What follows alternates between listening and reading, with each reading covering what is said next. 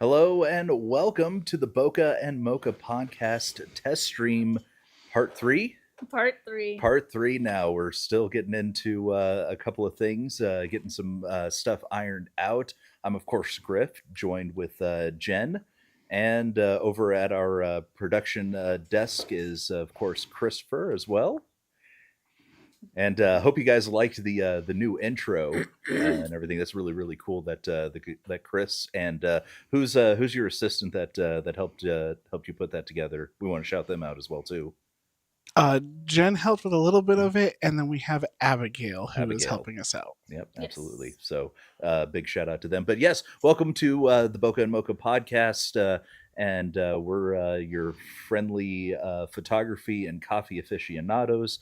We are, of course, going to be talking about different experiences and of levels of experience in the art of photography. Chris, with about 15 plus years of photography, professional photography experience. Me on the cusp of going from hobbyist and amateur into the professional field, about 5 years of experience. And then Jen, of course, our bright newcomer who is starting their photography journey. And we've got a couple of things that we want to talk to you today about. Again, we'll get into some more nitty gritty topics on the education of running a photography business and how to fine tune your photography skills as well. But for right now, since this is a test stream, we're just going to talk about what we got up to since the last time that we streamed and recorded our podcast.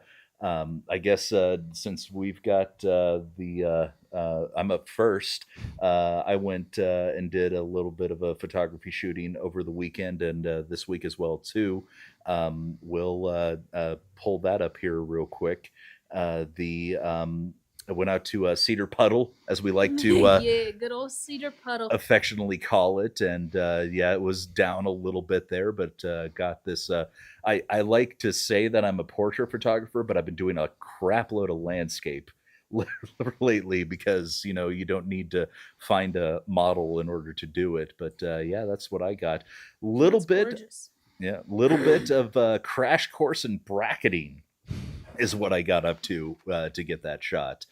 Chris can probably talk a little bit more on in that regard, but because all I did was just like look up what is bracketing and how do I do it on my camera, and it did something. I don't know what specifically. Maybe Chris can enlighten us a little bit more on that.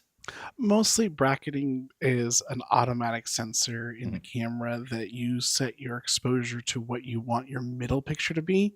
And bracketing allows the camera to do either 3 pictures, 5 pictures, 7 pictures, or some of the new cameras can do 11 pictures, where it takes where you have as your center point.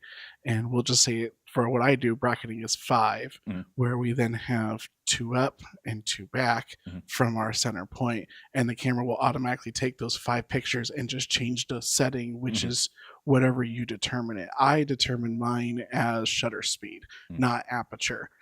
Some people like to do an aperture because then you can get different depth of field for each of your bracketing. But as you know, with my pictures, I like to have them very particular. And I have an echo coming in. Hold on. It's all right. That's Test no stream. bueno. Yeah.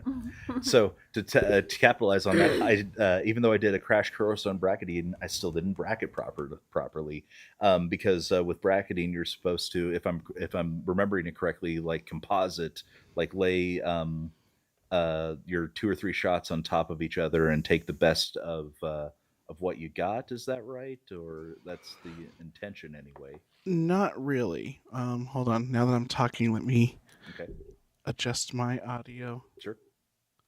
Okay, there. Now I don't have as much of an echo. Hopefully that'll Yeah. help out. We're testing new stuff. I had to change from one microphone to another microphone because of our system, and it's still echoing. Let me try that. And many different settings to work with. Okay, we'll try this one. That sounds a lot better. Okay. The bracketing is designed more for when you take it post processing. So it takes the individual images, you take that to Lightroom or Photoshop, and you tell it, take these images and turn it into an HDR or a high dynamic range image. Yeah. And it will take those same images and compress them into one, but it will take the lows from your lowest images and your highs from your highest images and create this wide spectrum that you have instead of just the one picture that you took. Okay, so yeah, I didn't do bracketing properly then. I did it in camera, but I didn't do it in post production at all, because all I did was when I got home, I just picked the one that I thought looked the best and just edited that one. So I still didn't even do bracketing properly. Oh, okay. Still looks beautiful though. That sunshine at the Gotta adjust our levels here real quick on the boom mics. Check two, checking 1 2, check two, checky 2 2 2. Okay, I think we got it there. All right, perfect, excellent. Okay, so we're dialing in our settings for this test stream. I'm still dialing my settings on camera. And speaking of dialing in your settings, if we want to move to the second shot, because this second shot was taken on the exact same day as that landscape there. So I'm in the middle of Cedar Bluff, and while I'm getting ready and getting packed up, there is an owl in sitting on a fence post just outside of where I was. And as soon as him and I made eye contact for a brief second, and then it took off, and my camera settings were still set for landscape. So I was shooting at, I think, 1/100, and I think my f-stop was at 11 to try and capture the entire landscape. So that, unfortunately, like when you shoot action wildlife, you want to be at like 1/2000 or something like that, like a really, really fast shutter speed in order to get the crispness. But at the same time, this is the first time that I had seen an owl out in the wild in a very long time. Definitely the first time that I saw an owl while I was practicing as a photographer. And so it was either like grab the shot and just hope for the best, or just let it go, kind of thing. And that is also like really, really crop zoomed in as well too, because I still had my landscape lens on, Right. and everything. I do like the bokeh on it though, I mean, there's not much you could do for the clarity because all of that was captured in camera as far as like shutter speed, because you can tell that that was taken at a lower shutter speed because there's a little bit of motion blur with the owl and whatnot. But for the most part, I'm pretty happy with it considering the circumstances and everything. So I do really like that. Mhm. Owl mid-flight. Mhm. And they're so quiet, it's so hard to tell when one's around. Mhm. Yeah, I didn't even realize that it was an owl until I'm like, what the heck is, I'm like, we made eye contact and I'm like, what the heck is that? And I'm like, oh my goodness, that's an owl. And I'm like scrambling to pull my camera up and grab it. I was trying to grab it like still, but it's like, nope, not having that kind of thing. So I was still on the hunt for my pheasants and still haven't got one. Didn't even see any though while I was out there. Interesting. Yeah, didn't see any. The last excursion that I went out to, I saw like 6 or 7. Still couldn't get a shot of them, but and everything. And then finally, A little bit of I guess avant-garde. It's not quite street photography because the model in this shot is a friend of mine who was just hanging out with me at there's a castle in Kansas called Coronado Heights. Ooh. It's a very beautiful castle. And she was just kind of standing in the doorway while I was inside taking some pictures. And this is a little touch on street photography that the a lot of times with street photography, you're looking for light more than you're Mhm. looking for um, to make it interesting. Like you're not Yeah. quite I mean, you could get away with like architecture photography and stuff like that. That could be considered some street photography, and portraits and whatnot. But what I like about this one is just it the negative light, if you will, Hmm. kind of thing. So just a nice little painting on that rock, the rock wall and whatnot, and yeah. It is really pretty. Mhm. I like the composition of it. Yeah. For me, like when I took that shot, I was like, oh, this is a little bit, this might be a throwaway. But then when I took my shots and I sent them out to a bunch of people, they were like, ooh, I like this one. And so I'm like, okay, I guess it is a little unique compared to what you usually see in the most part. Oh yes, So, most definitely. yeah. But yeah, that's what I got up to over the weekend. And don't worry, I'm not going to hog the entire stream. Um, Jen and Chris, of course, have their own shots as well too. And here in a little bit, we're just going to take a quick little break, and we're going to showcase Jen and Chris's shots coming up next on the Bokeh and Mocha podcast.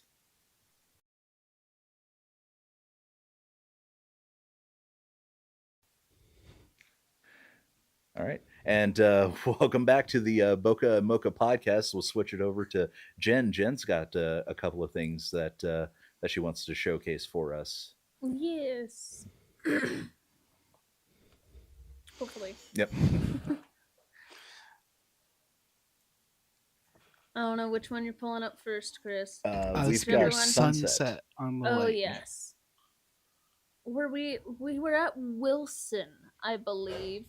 And this was when we were on the boat still fishing in the middle of the lake. And it was right at that fine line where the sun's about to, go below the horizon. You're in golden hour at this point. Yep. Mhm. And I was like, okay, Chris, stop the boat. Stop the boat. Got the photo with the bridge and everything in it. And the water was just so calm, and I loved all the light and everything in that moment. I was like, okay, I gotta do this. Of course, this was this past summer. I've been so busy this week, I have not had time to actually go outside and do anything functionally good enough. But that was a really fun trip, minus the bluegill sucking all the bait off of my fishing hook. Mhm. I have vengeance for a bluegill now.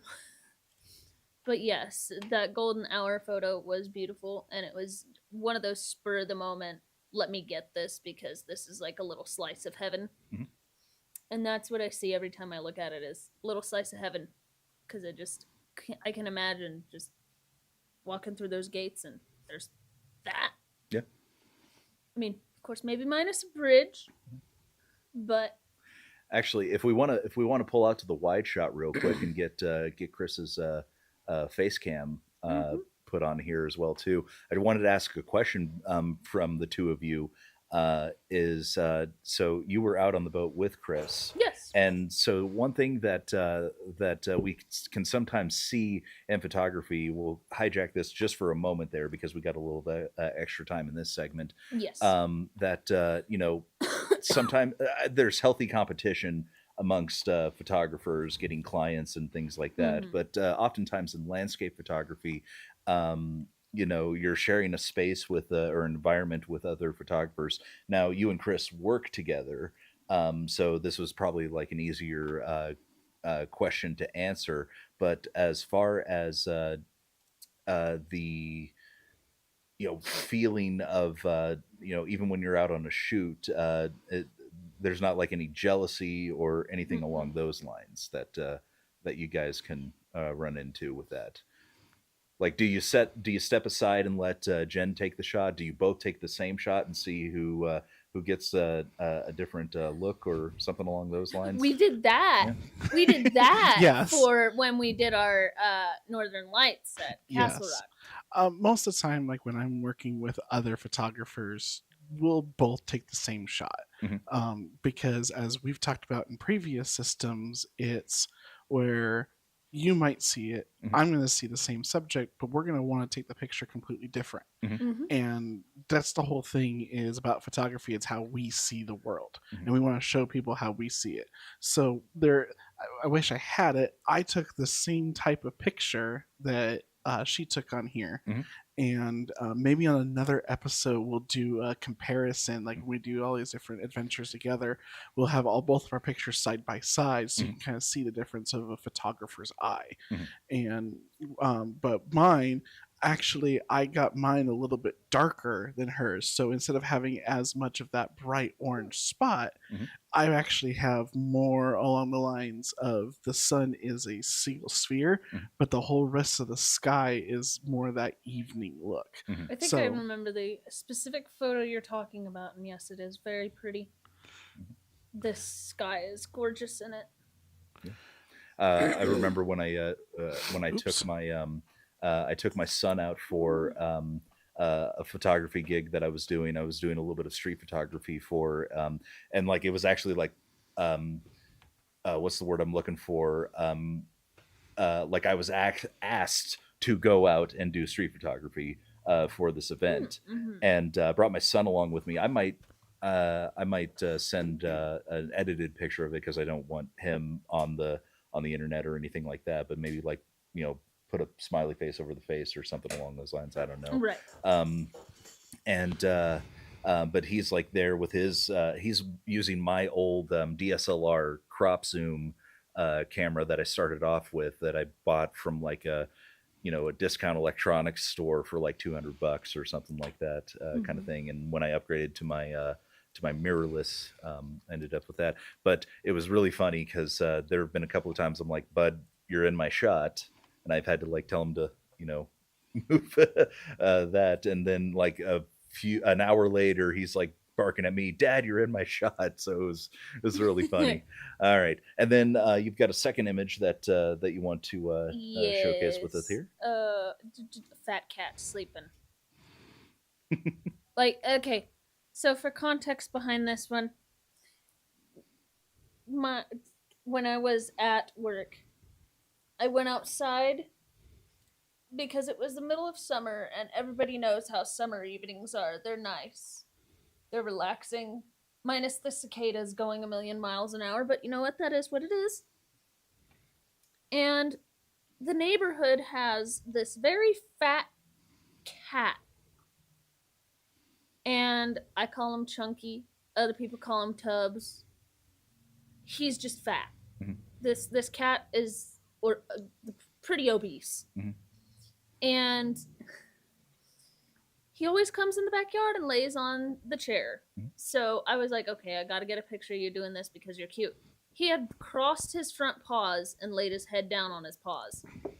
And I'm just like, okay, now is when I'll take it. Mhm. Got it. He's just sleeping. And then, of course, as soon as I get the photo, he gets up and walks away. Mhm. Yeah. And He knew his modeling gig was done. yeah, He had he's other like, it's places time to be. go get food now. And I think I remember like when I first started my photography journey, there's a lot of pictures of my cat as well. There's a lot of pictures of my kids.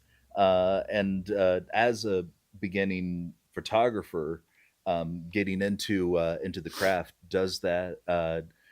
Like you shoot what you see and you shoot what you can get basically. Yep. And that's what I've done. Like whenever I'm at home Mhm. and some of my pets are out or just being social, Mhm. I'll grab my camera and I'll try and get pictures of them and, see how fast I can get my settings Mhm. set to how they should be in the lighting in my house. Mhm. And I've gotten a couple good decent ones of my cat at my parents'. But no, I haven't got any of the hedgehog. I've got a bunch of my dogs that they're always photogenic though. Mhm. But most definitely, I think it's one of those shoot what you see in the moment things, Mhm. especially for as a beginner. Yeah. Because it's like with your owl, for example, you know, you wanted to get it while it was still and still sitting there. Yeah. But you know, you can't control nature, and Nope. sometimes you're just not fast enough. And as much as we wish we were the Flash going a million miles an hour, Mhm. sadly we're not. And it's like, you know what? Before anything happens, I'm just gonna take this photo and cherish that Mhm. because you never know. Yeah. And yeah, and that's the thing too, is that when you're starting your photography journey, um, you know, like any sort of art form or craft or anything, in order to get better at it, you have to do it. There's a lot of misunderstanding with photography that that's you know, it's just a point and shoot and you're done. There's an art form, there's an underlying for it and everything. So all right. When we come back from break, we're going to take a quick break, and we're going to showcase Christopher's work as well too. Stay tuned Yes. on the Mocha and Boca podcast.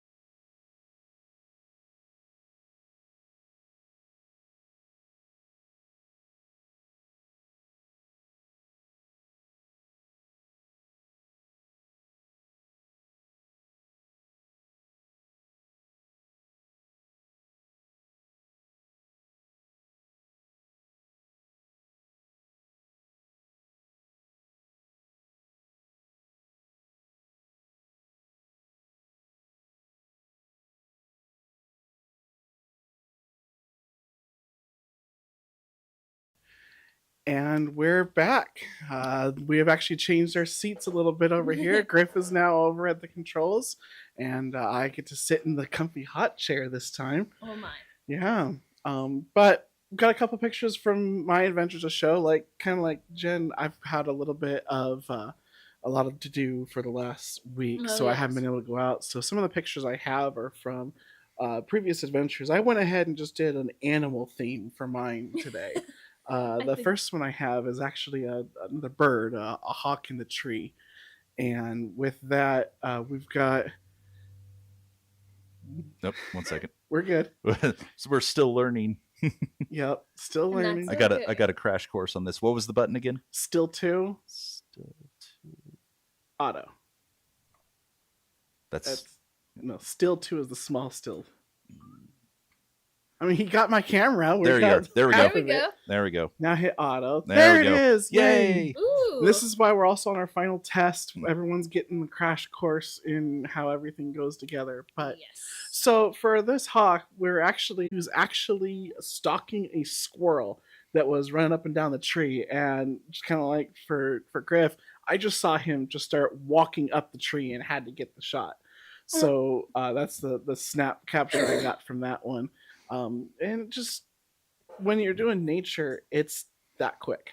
Yep. You've got no idea what you're gonna see when you're gonna see And it. you never know when the subject matter that's around is going to end up not being there Exactly. because animals are quick. 1 minute they're there, and then the next it's like, where did they go? Yep, that's exactly it.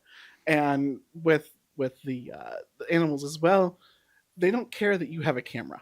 No, they don't. They look at you, and most of the time, because we have to stop to take the pictures, they think we're stalking them, and they're just like, and we're gonna go this way. Yeah. So it changes a lot for Unless that. you get them Macro imagery and animal imagery and combine both of them together, you can get some pretty cool stuff. One of the Mhm. things that I picked was actually a lizard of mine.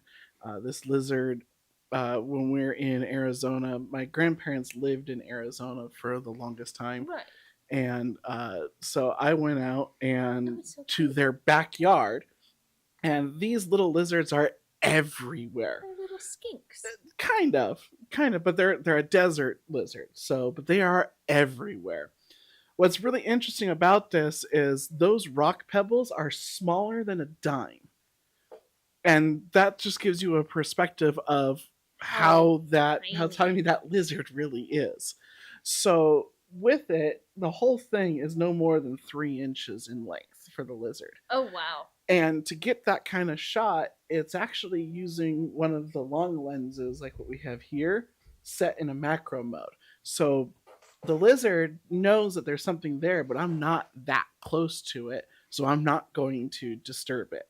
Right. And the more that you can be able to do less disturbing to the animal you can, the more time that they sit still enough that you can get a picture. Right. That was probably one of maybe 100 pictures I took of him just scurrying around in the rocks right there. And when we talk about later on, we do equipment, like what equipment is good for pictures like this versus pictures like what Griff was doing with the owl and or sunset. I mean, different equipment's going to bring different results every time. Most definitely. But yeah, and then the last one is actually from when I was younger than you. We're going to go way Lord. back into the archives on this one. Oh Lord. My parents took me and my brother to Rocky Mountain National Park on a just a camping trip. We would go on camping trips all the time. Oh my goodness. And this is an elk, and this is actually one of many elk in the herd that was surrounding the vehicle. Is this when you were outside the vehicle? Yes. And it yes. was like within 5 feet of you? Well, this guy wasn't, but it was the same story. So this guy was up on the hill, and back then I didn't have long lens equipment. I only had a kit lens and a small telephoto lens. So this picture brought up where it was that small telephoto. But having him look and smile kind of thing at the camera was perfect. Shortly after that picture, I'm still leaning against the hood of the van. My parents are inside the van. And as I'm taking pictures up the hill towards this guy, hoping he'll look at me again, because I have no idea if I caught this smile picture or not. All of a sudden, I hear this, like right next to me. I pulled my head from my camera. I turn over, and there is an elk, like looking right at me, a male bull elk, just staring at me. And distance is about from me to you, and I froze. But he's just trying to figure out if I'm a threat or not, and I'm like, I am not moving. And then he just kind of meandered on in front of us and kept on going. I believe my dad actually has a picture somewhere in his archives of him looking down the hood of the van with the elk there, and you see the little tuft of hair that was my hair sitting at the base of the van. But I will never forget that, because that was the closest I ever was to an elk in the wild. And oh man, just a camping trip. Some of these trips are set up that way, where you just bring your camera, and you never know what's gonna happen. Like you didn't know that elk was behind you. No. And I've never heard of elk being that curious. Some of them can be. Some of them are very skittish. But when you think about Rocky Mountain National Park, how many millions of tourists come in every day? A lot. They're used to seeing vehicles. Oh yes. But since I was leaning against the vehicle, now this vehicle has a new smell. And it doesn't know what it is, because it's not seeing me. If I was standing away from the vehicle and they could see me as a two-legged being, it would never have gotten that close. It would have known, that's sketchy, I'm going to stay away from that. Right. But it couldn't see because I was leaning up against the car. You were merged with the car. Essentially. The only reason he knew I was there is because I gave off a scent. That's not what cars smell like. Right. But yeah, that's kind of our system for today for the testing. I mean, our big test today was to, make sure we can get a new training done with this. Finalize our test streams. Earlier when I was sitting at the desk, it looked like we were actually doing pretty good. We'll review it on this point, but I think our next live broadcast will actually be our very first episode of the Boca and Mocha, because we finally got all of the little tweaks out. Awesome. You say that now. I say that now. Yeah, I and gotta of go course, review all the footage something's afterwards. gonna happen right as we get set up for it. Oh yes. And filming it here in Hayes, Kansas. We're off of Vine Street out here. So Yep. if people are in Come the see area, us. yeah, come check out the studio, and we're looking forward to it. But I'm gonna leave it to you for our outro today, and give a kind of point of ending for all of our listeners. Well, as much as I am not used to talking into a camera or a mic, for joining us today on Boca and Mocha. We hope that you learned a little bit from our perspective. If only we could take photos of the future. Then we'd have future ones as well. But please tune in next week for our first episode. I don't know what our topic's going to be, but I bet you we'll figure it out. Yes, We do actually know what our topic we is. do Oh. know what our topic is. Oh, what We're is it? introducing ourselves for the first Oh, time. yes. Our, duh. Our Officially introductions. introducing ourselves. Yep, our full introductions for once. But our full introductions on who we are and where we are and our photography journey. But yes, please feel free to join us next week for our very first episode of Boca and Mocha of our personal introductions. Everybody have a blessed day and thank you.